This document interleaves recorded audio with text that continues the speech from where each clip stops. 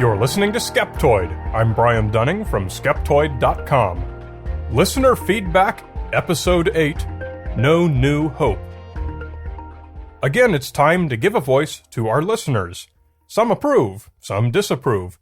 Some are insane raving lunatics, straining at the straps of their straitjackets and flapping around on the floor like landed fish.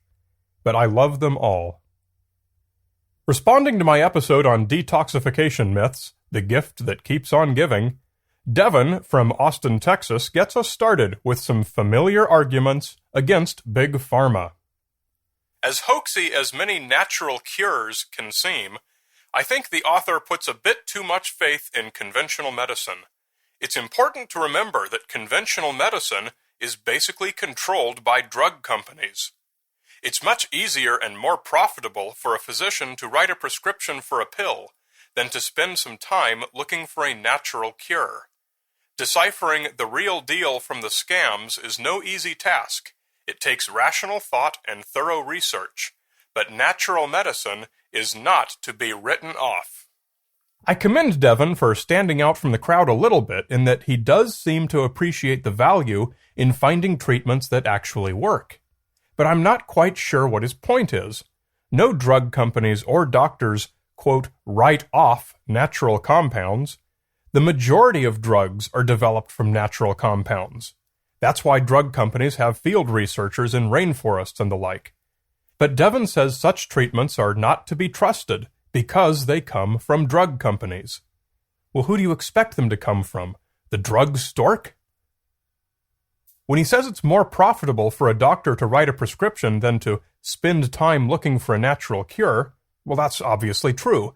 Doctors couldn't be very productive if every time they saw a patient they had to hack their way through the jungle with the gas chromatograph. The drug company has already done that for him.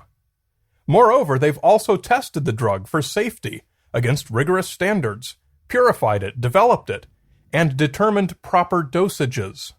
My sense is that Devin is unaware of the process of developing drugs, and has been more impressed by a naturopath who goes into his back room filled with jars of herbs and compounds and powders.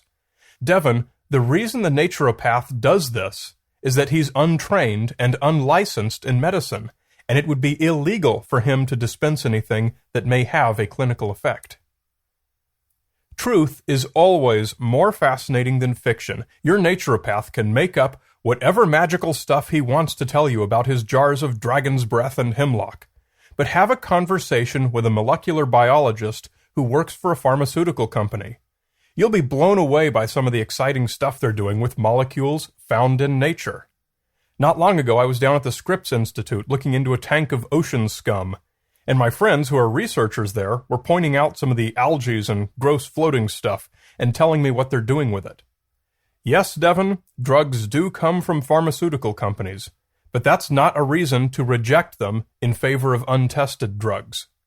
These are simply the type of resources that it takes to responsibly develop natural compounds into proven developed treatments.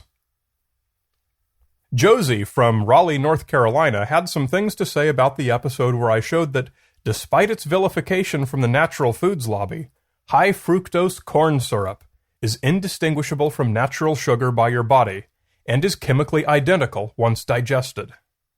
Personally, and with only basic chemistry behind my belt, I understand one thing. If it's a man-produced chemical, it is probably fair to say it wasn't meant for consumption. Ask yourself a simple question. Would I rather eat natural food as Mother Nature intended, true natural foods, not necessarily the ones FDA says are natural, or would I rather eat processed foods? My choice is clear. Of course, everything is a chemical. Citric acid in an orange is the same as citric acid in a pixie stick. Josie's point is that association with humans makes one automatically bad. Why is it that so many people seem passionately determined to find things to hate about themselves? Whether it's a crop that's been developed to thrive in poor conditions, or a cancer drug, some group is vehemently opposed to it simply because it was created by people. At the same time, they embrace nightshade, toadstools, asbestos, curare, strychnine, and body odor, simply because these chemicals come from Mother Nature. Foods labeled as natural are regulated by the USDA, not the FDA. It's a definition that's constantly embattled. It's such a desirable marketing buzzword that every food producer wants the definition to favor its particular product. Consequently, the definition's pretty weak, and as Josie points out, foods sold as all natural rarely mean what the anti-human crowd hopes it means. And as long as we've got sort of a theme going, why not hear from Tristan in Vermont, who had a problem with my episode on fast food phobia? This episode really undermines your credibility. While I get your point that fast food is not the source of all evil, you end up sounding like an apologist for an industry that puts much higher amounts of sodium, sugar, fat, etc. into food than anyone ever would at home. I wonder what research Tristan did that led him to conclude that fast food restaurants spend extra money to do this. I'll tell you what research I did. Among other things, I went into a couple of fast food restaurants, photographed the nutrition information on their most popular items, then compared the ingredients with items from the supermarket that you use at home. The ketchup, the bread, the ingredients in the milkshakes. Big surprise, they're all the same. But just consider the logic.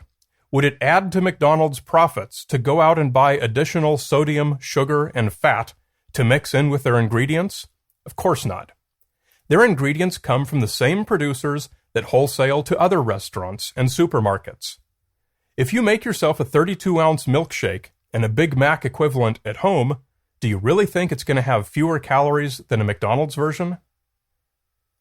Apparently, doing such research undermines my credibility. Sorry, Tristan.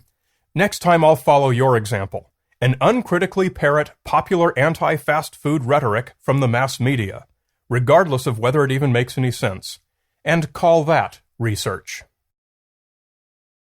Okay, change of pace. Dan from North Carolina, who works on F-15 computer systems for a living, had this to say about the NTSB's findings on TWA Flight 800, which exploded after takeoff out of New York City in 1996. You seem to be taking great faith in the fact that a missile attack is improbable. It is very possible with the right science and motivation. The evidence is slim either way, but to rule that out is foolish, in my opinion. The evidence is not slim, and following the evidence is not the definition of great faith. 95% of the aircraft was recovered and reconstructed. 95%. Missile strikes and explosives leave unmistakable signatures, high-speed impacts, chemical residue, and heat damage, to name a few, none of which was found on a single square inch of the aircraft. Forensic pathology on the bodies proved no exposure to explosives. Radar data from over 20 different sources proved no contacts ever approached the aircraft. This is not slim evidence. This is exhaustive and conclusive evidence. We don't know what caused the plane's center fuel tank to explode, but we know it exploded, and we know it was not caused by either a missile or an explosive planted on board. This conclusion is not reached foolishly, as Dan describes it. It is what's absolutely supported by all available evidence. John from Sydney, Australia, wondered if I was really serious in my discussion of the Fatima miracle of the sun, where I proposed explanations other than the sun actually did spin around and dance through the sky for a crowd of devout Catholics in Portugal in 1917. Brian, if something remarkable really does occur, you will always spin an argument why it didn't occur, or must have been something else. It is a mentality of naive denial. Sorry to be so blunt, but if you ever do find the truth, you will never be able to accept it, whatever it is. John, it is not naive to seek out the most probable explanation for reports of a strange event. It is, however, naive to uncritically accept a religious cleric's account of that event written to support a bid for canonization. Father John DiMarchi literally spent years building evidence to support the divine nature of the story, and the surviving accounts that we have of the sun's strange behavior come from his writings. It is not naive to consider the reliability of second or third-hand anecdotal evidence, nor is it naive to consider that no observatories anywhere in Europe reported any unusual behavior by the sun on that day.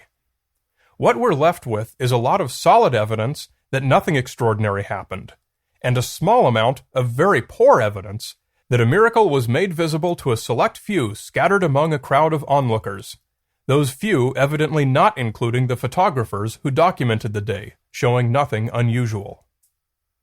I did not say that it must be something else, nor did I say that nothing happened. I merely concluded that Catholics should probably reconsider their position based on the available evidence. John, should you ever decide to re-examine the validity of any of your religious beliefs, try to do it with the impartiality you'd give to a Mormon or Muslim claim. My sense is that you're a little too predisposed to assign undeserved credibility to poorly sourced reports simply because they come from your own church's doctrine. Finally, I'll close with the following email I received, which speaks for itself. Mr. Dunning, we, the members of the myriad global conspiracies, wish to express our sincere thanks for the work you have done in suppressing knowledge of our existence. Skeptoid has been instrumental in combating those who wish to reveal our existence and the real truths of this world. To this end, we have donated the sum of $24.37 through your website. This sum is payment in full for over 2 years of loyal service at the NWO1 Useful Idiot pay grade. We apologize for our delay in compensation.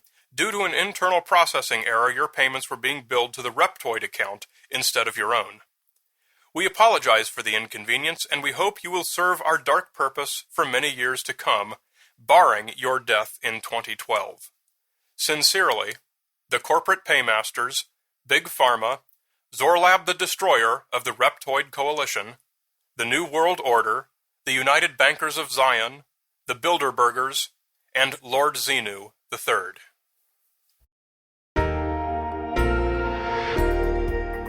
Skeptoid is made possible only by support from listeners like you. Come to Skeptoid.com and click on Support Skeptoid.